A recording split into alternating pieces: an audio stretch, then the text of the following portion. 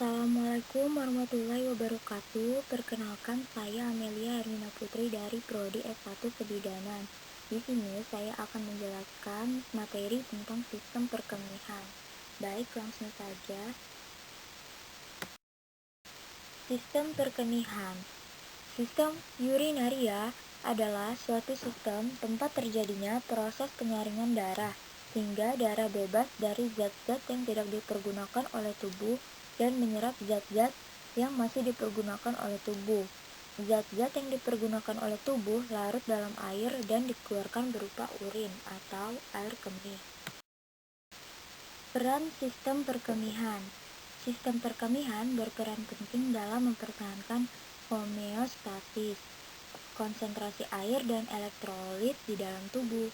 Ginjal menghasilkan urin yang mengandung produk sisa metabolisme, meliputi nitrogen yang merupakan senyawa, urea dan asam urat, kelebihan ion, serta beberapa obat.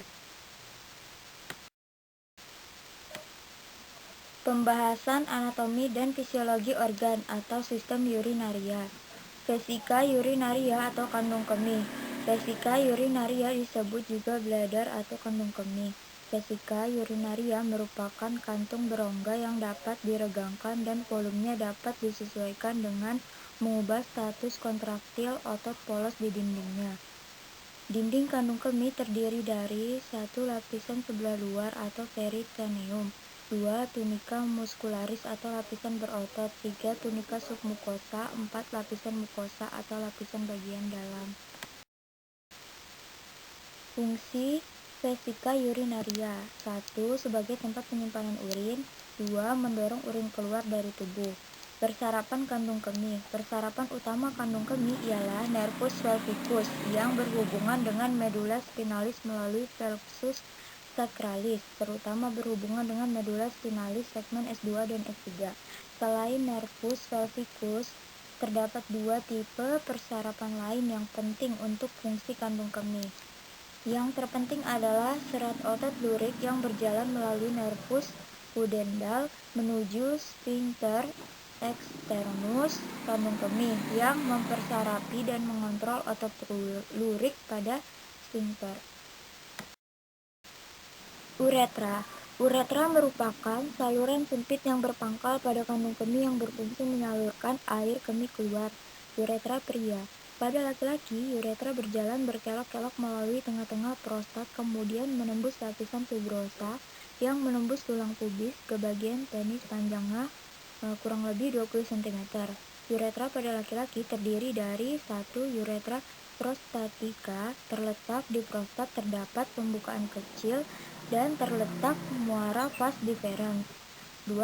Uretra membranosa, sekitar 1,5 cm dan di lateral terdapat kelenjar bulbouretralis. 3. Uretra cavernosa, sekitar 15 cm dan melintas di corpus spongiosum penis. Uretra wanita. Uretra pada wanita terletak di belakang simfisis pubis, berjalan miring sedikit ke arah atas, panjangnya kurang lebih 3-4 cm. Lapisan uretra wanita terdiri dari tunika muscularis atau sebelah luar.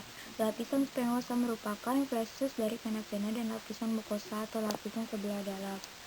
Dinding uretra terdiri dari 3 lapisan. Yang pertama adalah lapisan otot polos, merupakan kelanjutan otot polos dari vesika urinaria, mengandung jaringan elastis dan otot polos.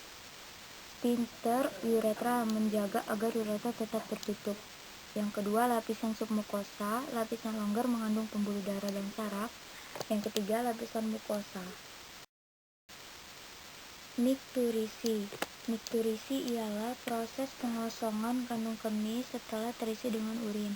Mikturisi melibatkan 2 tahap utama, yaitu 1. Kandung kemih terisi secara progresif hingga tegangan pada dindingnya meningkat melampaui nilai ambang batas, atau hal ini terjadi bila telah tertimbun 200-300 ml urin. Keadaan ini akan mencetuskan tahap kedua, yaitu adanya refleks saraf atau disebut refleks mikturisi yang akan mengosongkan kandung kemih. Baik, jadi itu saja yang dapat saya sampaikan mengenai materi sistem perkemihan. Kurang lebihnya mohon maaf jika masih banyak kekurangan dan kesalahan. Wassalamualaikum warahmatullahi wabarakatuh. Terima kasih.